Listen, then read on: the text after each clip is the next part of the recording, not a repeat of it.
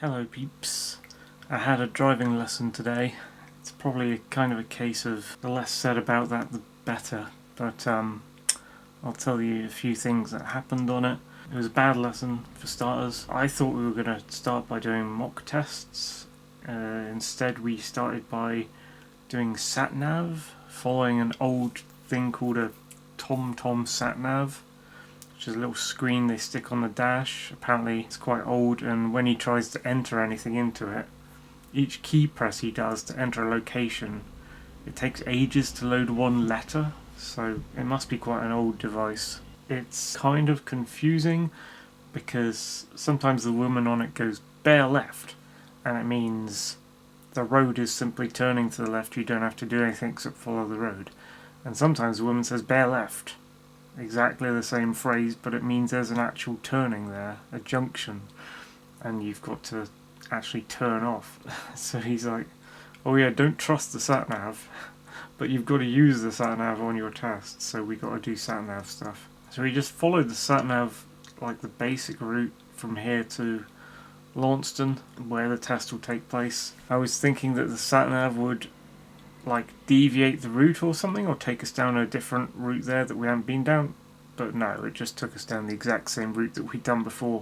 It's just that you have this annoying extra visual aid thing to check in front of you that also blocks out even more of the tiny windscreen of this car. Also, it's pissing it down raining the entire time, very heavy rain, and as soon as it stopped raining, Tony was like, come on, you must turn the windscreen wipers off. And so I turned the windscreen wipers off, and it started raining super heavy immediately after he said turn it off. And I was like, why? I wasn't really following the sat-nav, because I was just like following the route that we always did, because there's nothing new to follow on the sat-nav. We were following the sat-nav, and the sat-nav was just telling us to go where we'd always gone to get there. So it's kind of pointless having it on because it wasn't taking us anywhere different at all.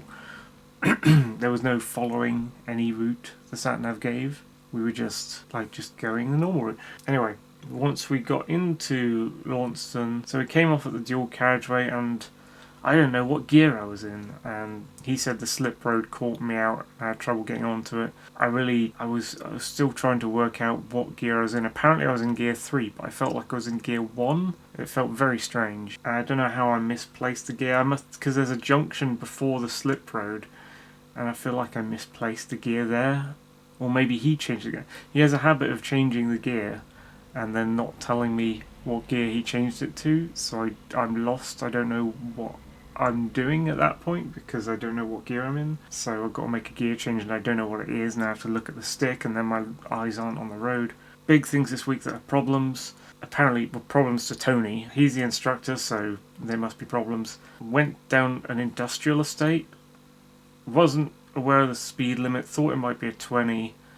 He said, you should be in gear 3 now, doing a 30. I was like, oh, okay.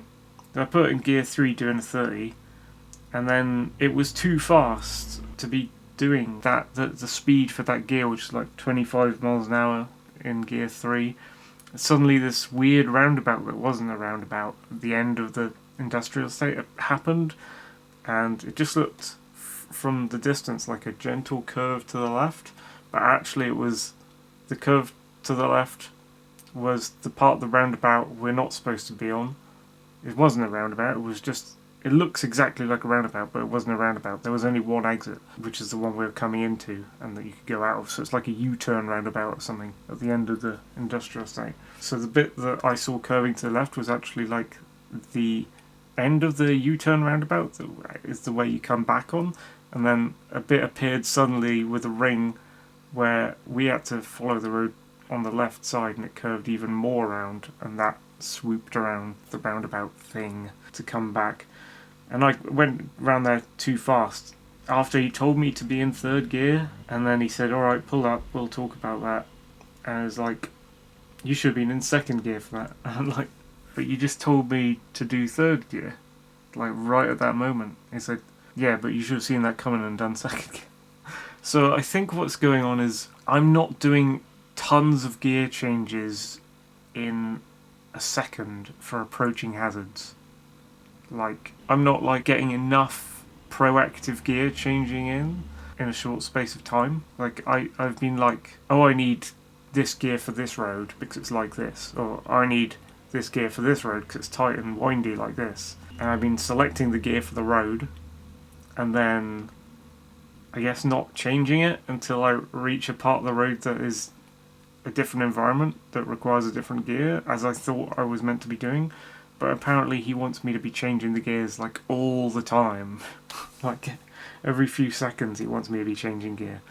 So that's annoying, and I got to learn to do lots more gear changes, and I got to do more gear changes when I'm approaching a hazard, like tons of them. I've got tons of gear changes when moving off, and I've got to leave all the gear changes that I want to do late before the hazard, because apparently I change it into gear too early if I do change into gear that I need. So I'm meant to wait until the hazard is right about to be on me, and then go into third, go into second, go into first, like right then. And yeah, God. The other thing was, like, I'm not keeping... Apparently there's a broad, sweeping generalization rule that I should be following, which is keep very left if you're turning left at every junction. And I thought before this that you can't just keep left at every junction because there were, like, exceptions to the rule. And apparently there's no exceptions to the rule. On every kind of junction, every time, roundabout, T-junction, whatever, you have to keep very left, to the point where you're just almost destroying your tyres on the curb. Yeah, I'm not keeping left enough, so I need to keep left at every junction. There was another bit that happened where the road got tight and a van and trailer were blocking the road in front of us. And I said, we're not going to fit through there, so I think we should wait. And he said, like, no, you can get through there. I was like, well, there's no space for a car to go between the curb and this van with a trailer. So how? And he's like, no, you have to go up on the curb. And I was like, what? Doesn't that damage your tyres tons? And he says apparently the side of the tyres are really weak, but the front of the tyres with the tread is strong.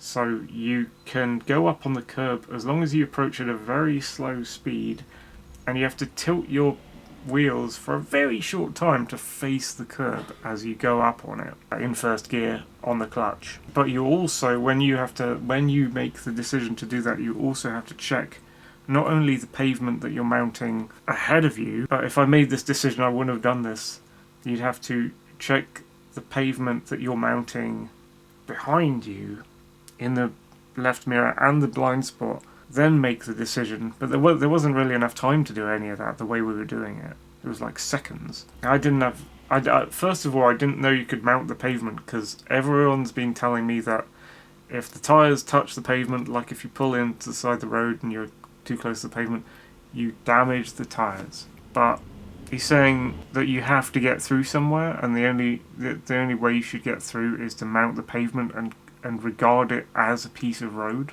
So, okay, I can, as long as I point the tyres towards the pavement and go at a low speed, and there's no pedestrians in front, and there's no pedestrians inside, once I get through all that in my mind, then I can jump onto the pavement for a bit at a low speed, and apparently it won't hurt the car, which seems very counterintuitive to me.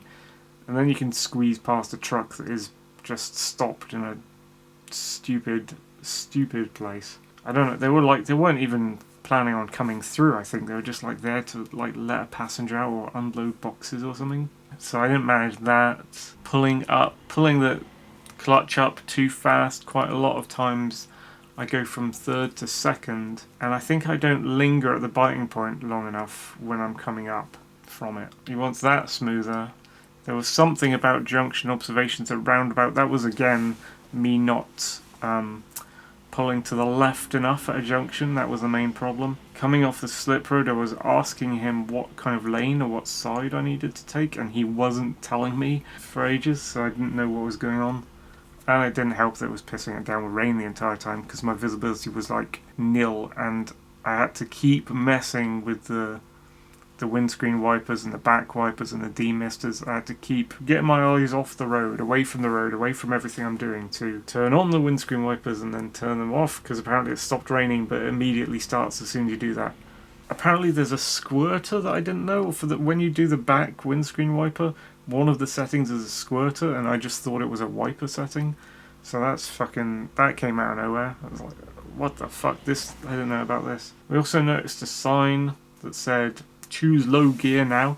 But apparently that sign doesn't apply to us because we're in a modern car. But if we were in a 1960s car or a large vehicle with bad brake discs or whatever, bad brake machinery, it would apply to us. But since nobody's in a 1960s car, it doesn't apply to any cars. So this sign that says select low gear just before some sharp right chevron turn must have been there since the 1960s or way earlier. So it must be a hell of an old sign. I was reading that sign thinking, oh, I should select low gear here, but he was like, no, that doesn't apply to anyone in a car.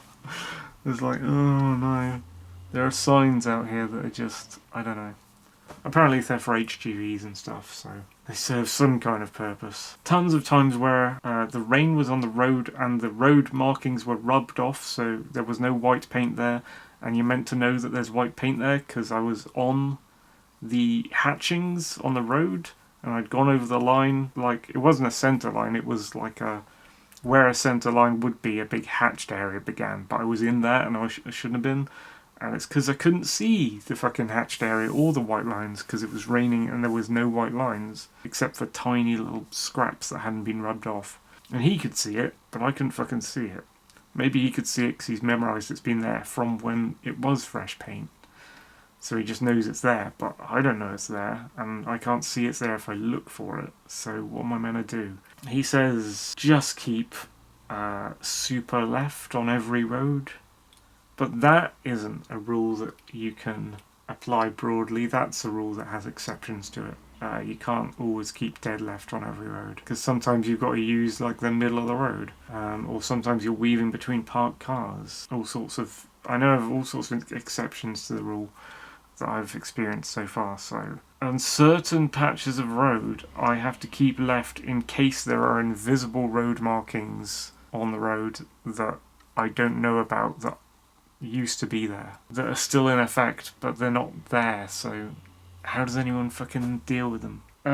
Anyway, it was a bad lesson. He thinks I'm not ready for, like, mock tests completely, but we're going to do a mock test next time anyway, which will be same time next week, and I hope he gets a chance to give me a couple of lessons per week, the weeks after that, and do mock tests solely. And yeah, I gotta get used to driving the car smoother gear changes, work out what the fuck I'm doing with the gear changes that makes him happy. Who knows what it is, because every time I fix something he comes up with something new, which is confusing.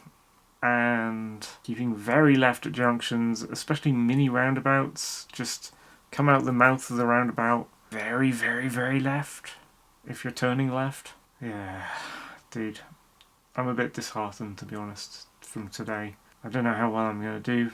But I said, didn't I, that I don't think I'm going to pass my test the first time. I'll probably pass it second time, if at all. And then third time would be the last time I try it, I think. Because I can't keep doing it and I can't keep paying for lessons.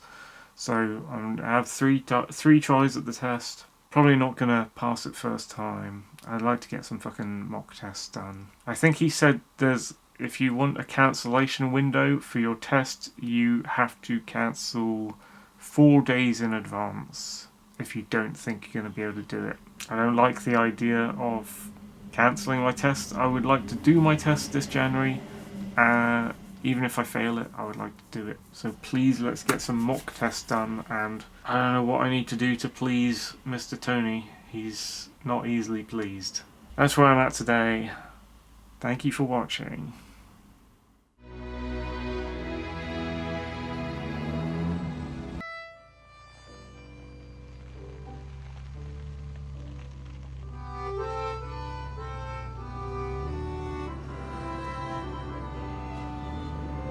Straight.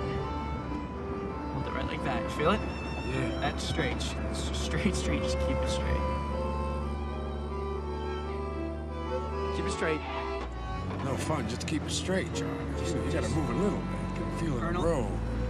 Please, just like this, all right? There you go. Take it nice and easy. You like this?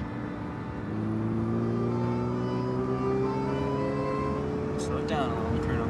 You're a little fast. Colonel, slow it down. Something's happened to my foot. Colonel, slow it down, please. Hold on, Charlie. I think we got another gear here. Colonel Slade! Watch out! He's killed! Don't blame me, Charlie. I can't see. Colonel, slow it down!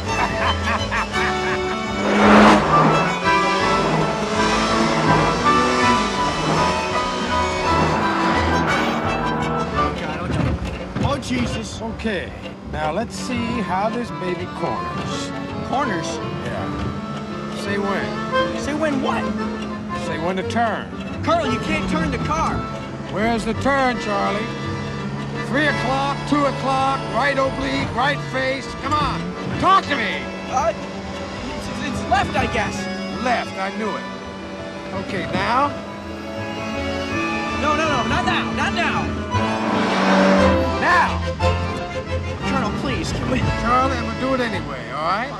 Whether you say so or not. Here we go. Okay. Wait. Just wait. Here I go. Here I go. Wait.